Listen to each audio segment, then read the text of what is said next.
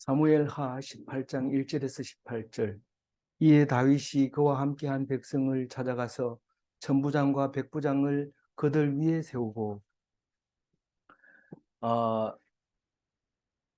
그 오늘 말씀은 압살롬이 이제 죽는 장면과 압살롬이 했을 때 했는 일에 대해서 이야기를 하고 있습니다. 어제는 왕자가 확실히 지금 반역을 일으켰다 하는 것을 왕이 깨닫게 되고 요단강을 그렇게 가고 싶지 않았는데 요단강을 꺾어서 넘어서 건너서 요단 동편으로 피난을 가게 됐습니다. 그리고 압살롬이 이어서 왔는데 얼마나 간격을 줬는지는 모르지만 길어야 한 3년, 뭐 짧으면 뭐 몇 개월 사이에 그렇게 왔을 거다 그렇게 생각을 합니다.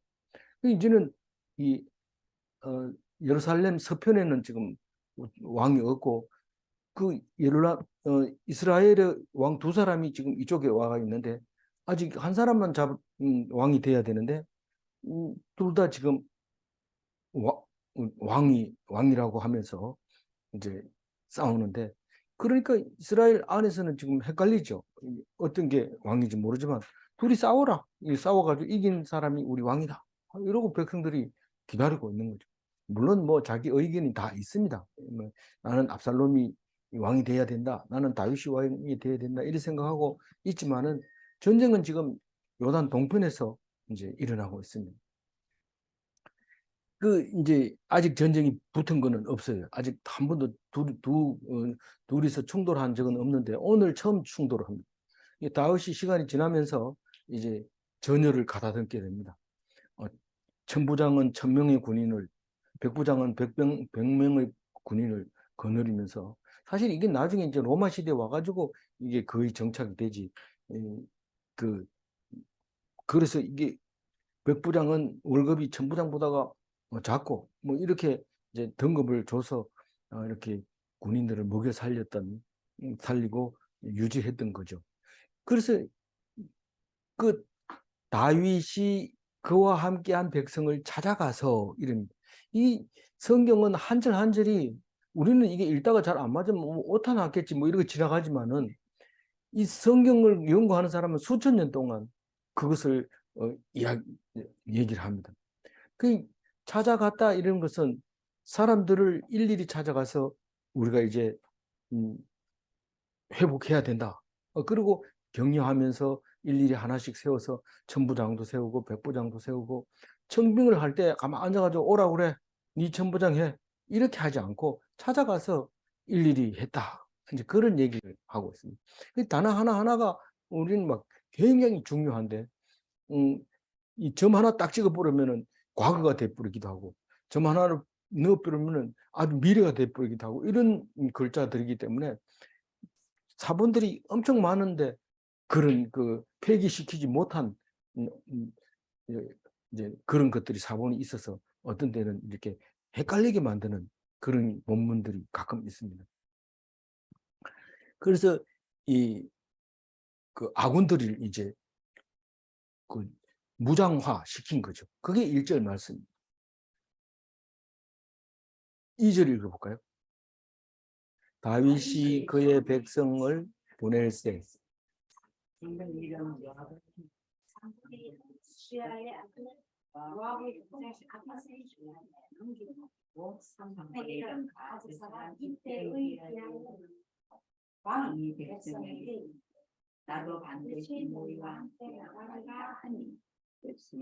네, 이게 이제 그 아군들을 3분의 1로 나눠 가지고 다윗이 네가 이 사람들을 인솔해 나가서 작전했는 대로 움직여라.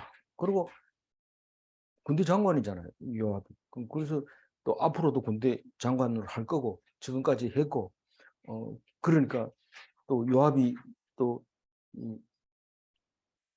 공이 많거든요. 그러니까 요압을 제일 먼저 3분의 1을 주고 그 동생 아비새를 이제 또 3분의 1을 주고 사실은 그 정상적일 때는 이게 두 형제를 이렇게 장군으로 세워버리면 또 문제가 생깁니다. 이 동생 아사헬이 또 있었죠. 근데 죽어버리고 없습니다. 그래서 이 3분의 1은 그 다윗이 블레셋에 가가지고 가드에 있다가 이제 사람들 모아가지고 이쪽으로 올 때 그 600명 모인 사람들을 그 이때가 다 담당을 하고 전쟁에 나가게 됩니다. 이 내보낼세 이 말은 이제 전투로 내보낼세.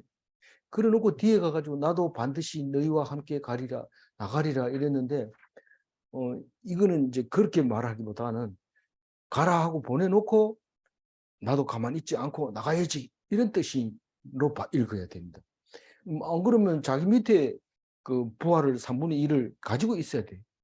안 그러면 혼자 뭐 누구 따라갑니까? 누구와 같이 갑니까? 그러니까 3분의 1을 가지고 이 군대 장관하고 동일하게 싸움을 하고 협력을 구해야 되지.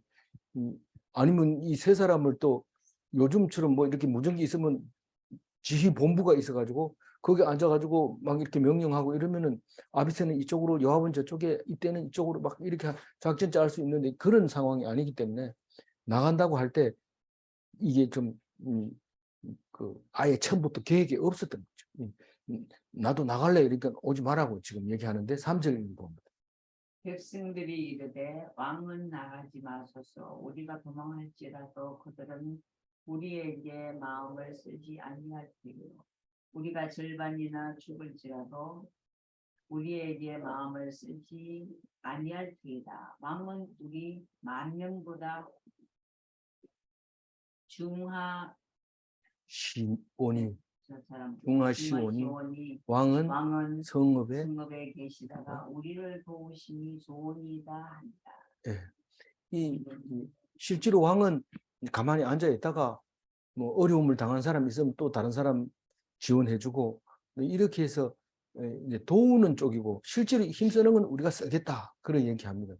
실제로 이 전쟁은 두 사람 중에서 한 사람이 죽으면 끝나는 전쟁이지 뭐 될 수 있는 대로 많이 죽여라 이게 아닙니다. 이건 동족이기 때문에 그렇게 안 하는 게 좋는데 어쩔 수 없이 하는 것은 그 왕권을 놓고 둘이 싸우는 것 때문에 전쟁이 일어났기 때문에 분명하게 얘기를 합니다. 거기 가서 만약에 사람들 다 도망가도 왕만 있으면 그 사람들이 왕을 따라갈 겁니다. 사람들이 아무리 많이 대들든지 도망가든지 상관없이 왕이 있는 데만 집중적으로 공격할 거니까 괜히 나갔다가 싸우지도 못하고 당하지 말고 전쟁 끝내지 말고 가만히 들어있다가 그때 우리가 도와달라고 그러면 결정만 내려주세요. 이런 이야기를 합니다. 근데 다윗도 알죠. 그걸 알고 이거는 백성들이 생사가 달린 전쟁이 아니라 왕의 전쟁이라는 걸 압니다. 첫째, 왕의 생명을 유지해야 되기 때문에 내가 아무리 싸움을 잘한다 하더라도 내가 살아 있어야 되기 때문에 위험 부담을 줄이기 위해서 내가 앉아 있겠다. 이제 결정을 그렇게 하는데 4절 읽어봅니다. 왕이 그들에게 이르되 너희가 좋게 여긴 너희가 하고 곁에 왕이 있으니 모든 백성이 1명씩 2명씩 내를 지어 너희가 좋게 여기는 대로 내가 행하리라. 너희들이 그게 좋겠습니다. 그랬으니까 내가 그렇게 하겠다. 그래 얘기하면서 사실은 뭐 자기 생각이 없는 것처럼 얘기해요. 그 왕이 자기 생각이 없어도 안 되고 자기 생각이 강력하게 주장해도 안 됩니다. 어쨌든 백성들의 의견, 여기는 백성이라고 말하지만 군대입니다. 군인들이 이거는 나가면은 우리가 지금 사기가 꺾여서 안 됩니다. 만약에 왕이 지금 그 전쟁에 나갔다가 어려움을 당하면 우리는 아무리 잘 싸워도 우리는 어려움을 당하게 됩니다. 그러니까 안전하게 있는 게 좋습니다. 이렇게 얘기했을 때 내가 그렇게 하겠다. 그럽니다. 그렇게 하겠다 해놓고 문 곁에 선이 이 말은 우리 열병식 할 때 가봤죠. 대통령이 딱 이렇게 국군 통수권자가 딱 서 있으면 그 부대별로 육군이 지나가고 공군, 해군 딱 이게 순서대로 딱 지나가면서 우로 막 이렇게 경례 딱 하고 지나가고 이래서 제1대대 지나갑니다. 1대대 지나갑니다. 이렇게 이제 모습을 보이면서 나가서 이제 출전하는 거죠. 이 병사 한 명이 야 나는 왕에게 얼굴을 보이고 왔다. 왕이 얼굴을 봤더니 우리가 꼭 이길 것 같더라. 자신감이 넘친다. 이러면서 가서 싸움을 하게 되는데 5절 읽어보죠. 왕이 요압과 아비새와 이때에게 명령하여 나를 위하여 젊은 압살롬을 너그러이 하라. 왕이 왕이 압살롬을 압살롬을 위하여 모든 군주이라 명령할 때에 백성들이 다 듣는 이게 백성들한테 야, 이 압살롬 죽이지 마라. 이러면 이 전쟁이 안 됩니다. 근데 이 군대 장교들한테는 얘기를 합니다. 그래서 이게 법에 어긋난 행위를 하면 나중에 전범이 돼서 붙들려 갑니다. 그래서 상대방의 적군의 장교라도 함부로 그냥 사병처럼 쏴 죽이고 이렇게 하면 안 되고 붙들렸을 때는 신문을 확실하게 하고 이제 타협을 하고 뭐 이런데 그 장교가 결정할 수 있도록 그렇게 붙들어가지고 함부로 죽이지 않습니다. 마찬가지로 이 압살롬 수장을 왕이랑 반역을 일으킨 압살롬은 너그리 대우하라 이런 얘기를 그 병사들이 모를 리가 없죠. 지금 우리가 전쟁을 왜 해야 되고 누구와 싸워야 되는지 주적을 확실히 알고 있는 게 분명합니다. 그런데 그걸 다 듣고 있었는데 다윗은 어떤 생각으로 이런 말을 했을까요? 이 아비새와 요압과 이때에게는 이 말이 통하지 않는 겁니다. 요압, 아비새 이때에게는 압살롬이 중요하지 않습니다. 오직 다윗만 중요합니다. 이 뭐 다른 사람 이해관계가 없으니까요. 근데 이 압살롬 살려놓으면 우리 지금 고생하고 있는 거 계속 할 거다. 우리는 뭐 그렇게 생각을 하고 있는 거죠. 근데 아버지는 무슨 생각으로 사람들을 전쟁으로 보내면서 수장을 살려놓으라고 얘기를 합니까? 그게 아들이 아닙니까? 아무리 아들이 괴물 같더라도 붙잡아다가 인간 개조시키겠다는 거지. 인간 개조시켜서 교도해가지고 바른 길로 가도록 가르치겠다. 그런 자신감을 가지고 있는데 오해지요. 오해죠. 이게 나중에 요압이 죽이잖아요. 요압이 죽이지 마라 했는데 죽였는데도 문책을 안 합니다. 문책을 안 하고 오히려 다윗이 막 죽는다고 대굴대굴 그러니까 요압이 들어와가지고 당신 계속 그렇게 하면 백성들 물립니다. 혼자 살람 알아서 하세요. 이러니까 씨 닦고 탁 나와가지고 그를 하는 거 보면 이 다윗은 속도 깊지만은 또 결단력이 높습니다. 완전히 해야 되겠다 이러면 또 하는 거죠. 그래서 우리는 다윗을 보면서 배우라고 이렇게 했는데 다윗은 나쁜 사람이야 이러면서 덮어놓고 이러는데 자기는 다 하면서 자꾸 그런 생각을 하고 있어요. 이 성경을 잘못 읽은 거죠. 그래서 오늘 우리에게 다윗이 이렇게 했으니 너희들도 이렇게 해라. 그런 말을 하고 있는 겁니다.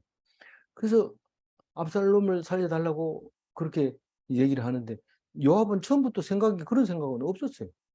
우리가 뭐 전쟁을 왜 합니까? 그리고 주적을 알아야지 싸움을 하지. 우리 주적은 압살롬이다. 그것은 놔두면 계속 싸울 거다. 그러니까 죽여라. 이렇게 이제 마음속으로 자기 혼자 가지고 있고 백성들은 아직 그 다윗의 소리만 듣고 있는 거죠. 6절 읽어봅니다. 이에 백성이 이스라엘을 치러 들에 나가서 에브라임 숲에서 싸우더니 여기서 이제 조금 중요한 것이 있는데 에브라임 수풀입니다.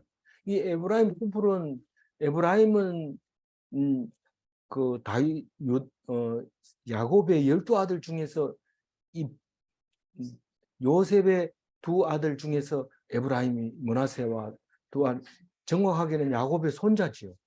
그래서 중요한 지파죠. 그럼 나중에 이제 두 아들을 요셉을 빼고 두 아들을 넣어가지고 12지파를 만들죠. 레위 지파 빼버리고 이래가지고 12지파를 만들어 줄 때 이 에브라임이 사실은 둘째 아들인데 장자의 축복을 해주잖아요.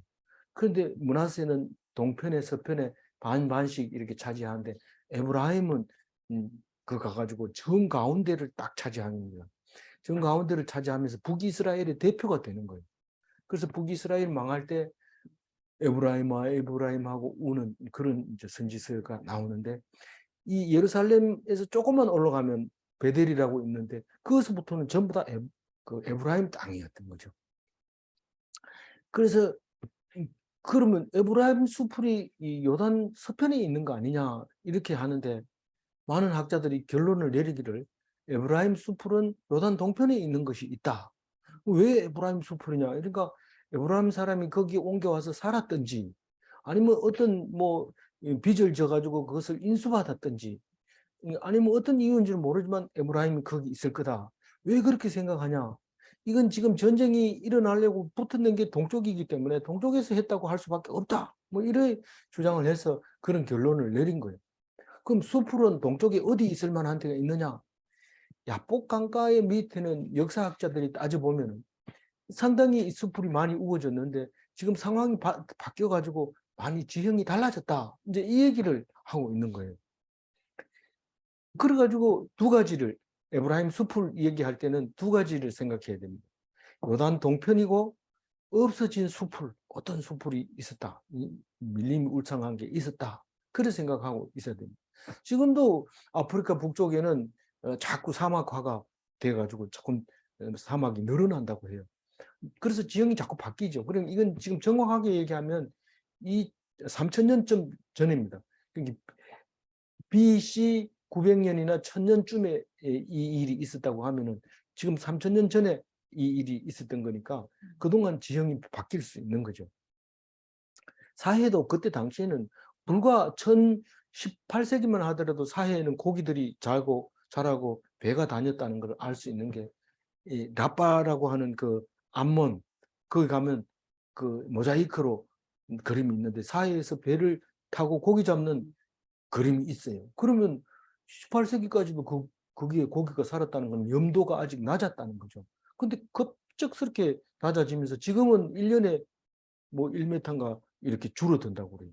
왜냐하면 거기 뭐 머드 이렇게 진흙이 발달하니까 화장품 만드는 공장, 철야성을 이룹니다. 밤에 가면 그 공장이 돌아가느라고 막 그럽니다. 그러니까 물을 계속 쓰니까 사해 바다가 쪼그라들죠.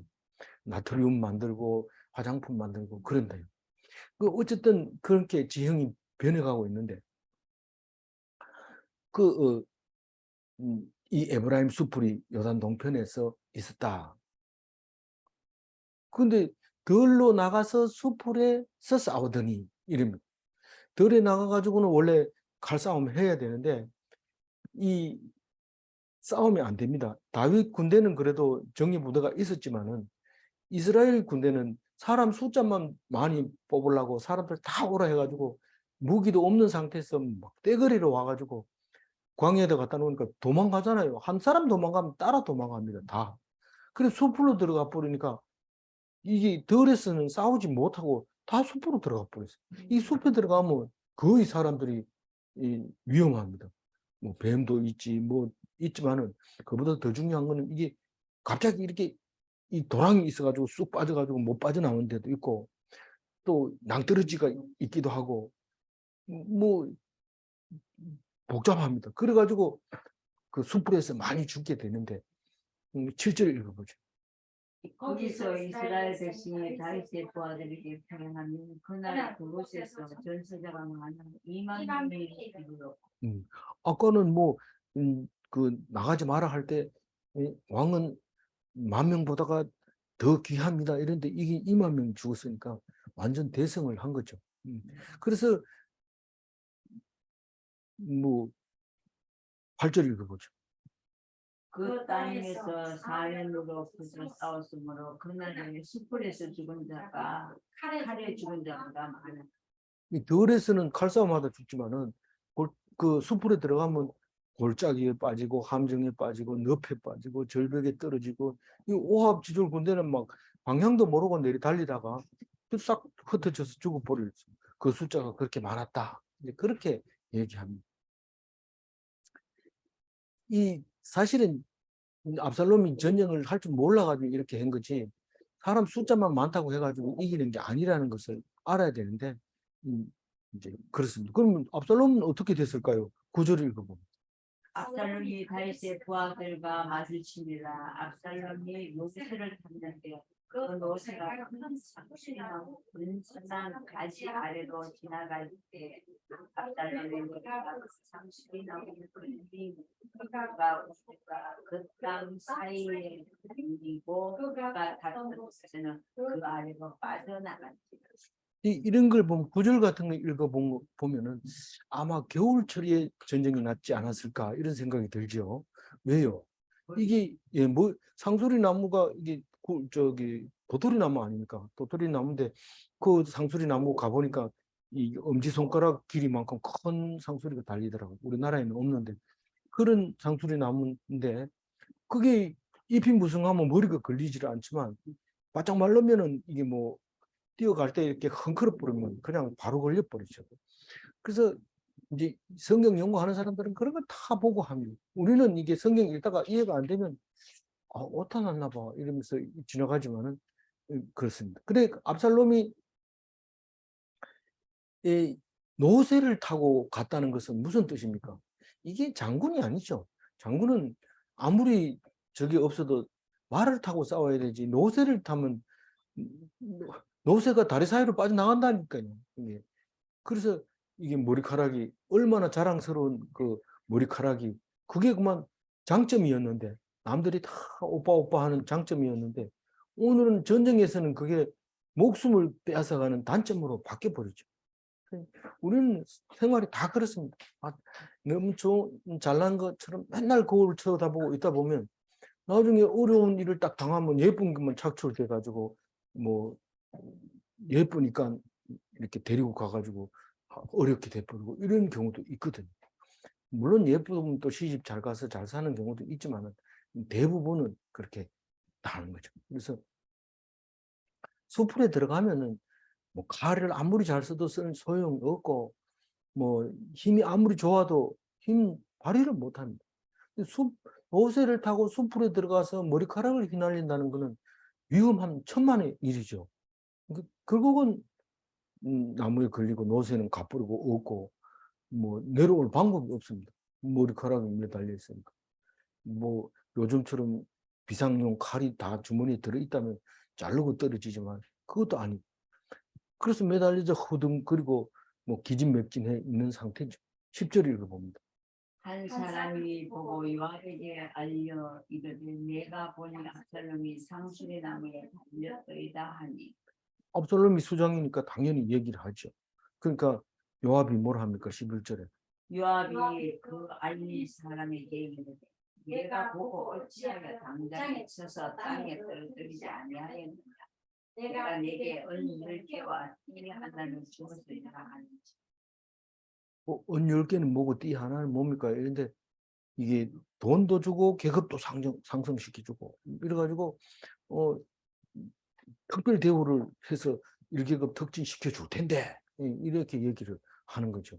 그러니까 이건 뭐 빈말이지 사실은 이 사람 얘기대로 만약에 죽였다 이러면 네가 죽였잖아. 왕 죽이지 말았는데 죽였으니 이렇게 할 거죠. 그러니까 이 사람은 절대로 해서는 안 되는 거죠. 뭐 아무리 많이 준다 해도 하지 말았어야 되는 건데 12절 읽어볼까요? 그 사람이 요압에게 대답하여 내가 네 손에 은 10개를 받는다 할지라도 나는 왕이 앞에 손을 대지 아니하겠나이다. 우리가 들었거니와 왕이 당신과 아비새와 이때에게 명령하여 이르시되 삼가 누구든지 젊은 압살롬을 해주는가 하신다. 그 다윗 입장에서는 군대들을 다 죽여보고 압살롬 혼자만 남겨까지 끌고 와라 이렇게 얘기를 하는데 사실은 압살롬 편에 들었던 사람들을 데리고 오는 거는 기분 나쁘니까 그 사람 다 죽여버리고 압살롬만 데리고 와라 이런데 다윗 요압은 그게 아니고 다 살리고 압살롬만 죽이면 된다고 생각하고 있는 사람이죠. 반대죠. 근데 뭐 그거는 어차피 정권을 가진 사람하고 밑에 보조해 주는 사람하고 방향이 다르니까 그런 거죠. 그건 나중에 항상 문제가 생깁니다. 지금은 잘 맞는 것 같이 보이지만 나중에 보면 딱 극명하게 갈라지기 때문에 보통 때는 잘 안 나타납니다. 그러나 나중에 지난 뒤에 보면 전부 그게 구분이 되집니다. 이 사람이 누구 이권으로 이런 일을 했는지 알게 됩니다. 13절 읽어보면 아무 말도 숨길 수 없나니 내가 만일 거역하여 그의 생명을 해하였더라면 당신도 나를 대적하였으리이다. 네. 그러니까 뭐 요압은 할 말이 없어요. 그리고 자기는 이제 니하고 다르다 이러면서 14절 읽어보세요. 요압이 이르되 나는 너와 같이 지체할 수 없다 하고 손에 작은 창 셋을 가지고 상소리 나와 가운데 아직 살아있는 악당의 심장을 찌르니. 이게 그 반창이잖아요. 작은 창. 반창을 이렇게 딱 이렇게 허리에다 3개 딱 꼽아가지고 있다가 찌르고 또 빼가지고 또 찌르고 이렇게 사람을 죽이는데 지금 곰곰이 생각해보면 죽였어야 되는 건데 참 어떻게 해야 될까요? 이게 아니고 바로 그냥 동물적인 본능으로 뛰어가는 거죠. 가가지고 그냥 아직 살아있는 압살롬의 심장을 찌르니 매달려가지고 허둥대면서 별로 살 가능성이 없는 거죠. 그러니까 심장을 팍 찌르니까 군대들이 달려들죠. 15절 읽어봅니다. 요압의 무기를 든 청년 10명이 압살롬을 에워서 뭐 무기가 뭐 그렇게 많아서 10명까지 들고 다녀야 되냐 이런데 물론 뭐 단창 든 사람, 활 든 사람, 또 뭐 긴 창 든 사람, 뭐 여러 가지 칼 든 사람 뭐 이렇게 여러 가지가 있기는 하겠지만 어쨌거나 그 사람 10명이 뒤에 들어가지고 압살롬 숨통을 끊어버린 거죠. 그리고 16절 어떻게 처리합니까? 16절은 처리하는 게 아니고 읽어보죠. 요압이 나팔을 불어 그들의 부시게 하니 그들이 이스라엘을 죽여가지 아니하고 돌아오니. 이 이스라엘을 추격하지 않는다는 것은 전쟁하지 말라는 거죠. 나팔 불 때 상황 끝. 무슨 상황이냐? 우리가 목적했는 압살롬을 죽였기 때문에 끝이다. 우리 목적은 끝났다. 다른 백성들은 살려두면 살려둘수록 자기한테 유리해지는 거죠. 자기 전부 이쪽 편으로 돌아올 거니까 어차피 그거 없으니까. 그래서 이게 리셋 버튼을 누르는 거나 마찬가지예요. 막 싸움하다가 엄마가 들어와가지고 컴퓨터 리셋 버튼 딱 누르면 그게 뭐 싸우던 게 다 없어지고 감쪽같이 사라지고 적군은 모두 없어지고 적군이 전부 아군으로 돌아와서 이제 용서가 시작되는 거죠. 그런 압살롬의 이 숨통이 그렇게 신기하게 버튼입니다. 뭐 그동안 계속 긴장돼서 읽었지만 이제는 긴장돼서 읽을 필요가 없어요. 압살롬 죽었기 때문에. 그래서 어떻게 처리했냐? 이게 17절에 나오죠. 그들이 압살롬을 옮기다가 숯불 가운데 큰 구멍에 그를 던지고 그 위에 큰 돌무더기를 쌓습니다. 온 이스라엘 무리가 각기 장막으로 도망합니다. 이제는 도망해도 추격을 안 하는 거죠. 그냥 집으로 각각 돌아가고 우리가 실패했다. 그러고 이제 돌아가고 다음부터는 뭐 벌금이 나오든지 뭐 하든지 간에 자기들이 그냥 처분을 기다리고 있는 수밖에 없죠. 그 압살롬은 숲을 가운데 큰 구덩이에 돌무더기를 만들고 돌무더기는 옛날 애초라고 그래가지고 애기들 묻으면은 돌무더기가 이리 있는데 길 가다가 아버지 저기 돌을 왜 저렇게 모아놨어요? 이래. 그게 애기들 묘가 다 그렇게 만들어 놓는다. 이래. 그래서 이제 그래 알았는데 지금은 그렇게 오래돼도 여전히 그렇게 하고 있죠. 그냥 버려진 무덤이죠. 그리고 돌보지 않는 무덤. 그래서 오래 조금만 있으면 이제 흔적이 없어지는 거죠. 돌무더기만. 그렇게 가치 없이 가버렸는데 압살롬은 그동안 죽기 직전까지는 왕 노릇을 잘 한 것 같아요. 이 18절 읽어봅니다. 압살롬이 살아있을 때 자기를 위하여 한 비석을 마련하고 세웠으니 이는 그가 자기 이름을 지은 아들이 내게 없다고 말하였으니 그러니 자기 이름을 기념하여 그 비석의 이름을 지었으며 그 비석이 왕의 골짜기에 있고 이제까지 그것을 압살롬의 기념이라고 예, 이제 그 요 끝나고 나서 하면 그 자료를 한번 보는 걸로 하는데 그 압살롬의 기념비가 있다. 그러면 지금 다윗이 실존 인물인가 가상 인물인가 뭐 이렇게 말할 정도로 학자들이 근거가 어디 있냐 이렇게 얘기하는데 압살롬의 기념비가 있다면 이게 가장 오래된 기념비가 되는 거예요. 성경 속에서 가장 오래 남아 있는 겁니다. 사실 지금 있는 그 압살롬의 기념비는 헤롯 시대에 건립된 거라고 해요. 사실 그 사진을 보면은 압살롬의 저 비석이 아주 정교하게 잘 만들어져 있었기 때문에 그거를 그때 당연히 압살롬이 만들었다고는 볼 수가 없죠. 그런데 어쨌거나 살아 있을 때 벌써 자기가 비석을 세웁니다. 이게 언제 또 이런 게 비슷한 게 있었어요? 사울이 이 아말렉을 쳐부수고 성전비를 세우지요. 사무엘은 지금 그 사울이 임금 노릇, 왕 노릇 제대로 못한다고 밤새도록 기도하면서 하나님 왕을 세운 것을 후회합니다 하고 새벽에 일어나가지고 가가지고 사울 보고 니는 하나님이 떠났다 이 얘기하려고 새벽잠도 밤새도록 철야 기도하고 눈이 벌게 가지고 사울을 만나러 갔더니 사울은 아말렉 성전 기념비를 그 유대 땅 거기다가 만들었어요. 세워놓고 만나가지고 인사를 이렇게 하는데 똑같은 새벽에 만났는데 따로따로 완전히 반대 이제 상황이죠. 그래가지고 그걸 보면서 또 많은 사람들이 그런 생각을 해요. 왜 베냐민 지파 왕이 왜 다 유대 땅에다가 기념비를 세웠을까? 뭐 이러면서 그만큼 열등감이 많아서 그랬다. 이렇게 얘기하는데 사실 오늘 이 압살롬도 기념비를 세우는 거에 대해서 이게 세우는 거고 잘했으면 남들이 다 세워주는 거지 왜 자기가 세웁니까? 이게 근데 내게 자식이 없어서 그렇다 이런데 자식이 없습니까? 아들 셋과 딸 하나가 있었는데 그 이름이 다말이라는 아름다운 여자가 있었단 말이에요. 그리고 딴 데 가가지고 뭐 또 결혼해서 살고 있잖아요. 왕비로 또 살게 되잖아요. 그런데 왜 이런 말을 할까요? 물론 아들이 셋이 있는데 이름은 안 나옵니다. 그러면 많은 학자들이 이거는 아들이 다 죽었다. 이렇게 얘기하는 사람도 있지만 성경은 지금 역사를 쓰고 있는 게 아니잖아요. 그 얘기 하려고 그런 게 아니고 또 어떤 학자는 이렇게 얘기해요.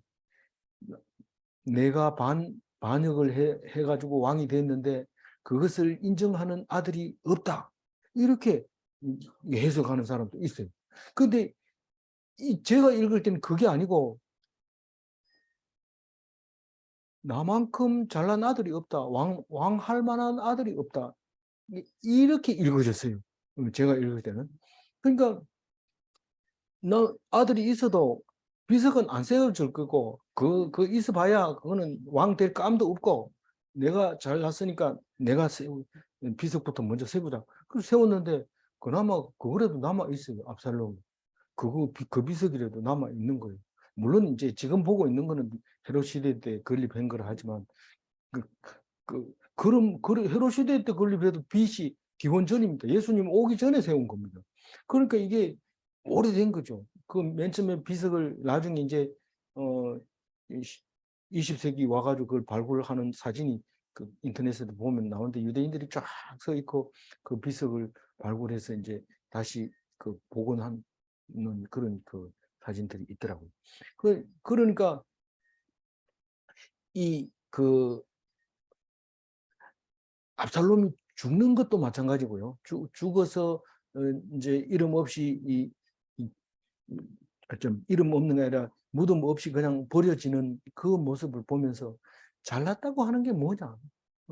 이 세상에서 잘났다고 하는 게 뭐냐? 그게 잘난 거냐? 그게 잘난 게 아닙니다. 진짜로 찌질하고 못생기고 욕먹고 이렇다 하더라도 하나님 앞에서 인정받으면 되는 거잖아요. 그게 그런 얘기를 할 때 뭐 성경은 수없이 말할 수 있잖아요. 형제들에게 인정 못 받고 미움받았던 누굽니까? 저기 12아들 중에서 11번째 아들. 11번째 아들. 요셉. 요셉은 형제들에게 인정을 못 받았지만 하나님에게 인정받았잖아요. 그래서 그 장자의 역할을 한 거 아니냐. 그렇게 말할 때 우리는 세상 사람들에게 인정받는 게 그게 인정이 무슨 인정이냐 말이에요. 뭐 그 사람들이 뭘 해주겠느냐는 거죠. 그래서 하나님 앞에서 인정받았을 때 세상 사람들하고 관계없이 엄청난 영광을 우리에게 주는 것을 볼 수 있는데 이 압살롬을 보면서 그런 생각을 하게 되었습니다.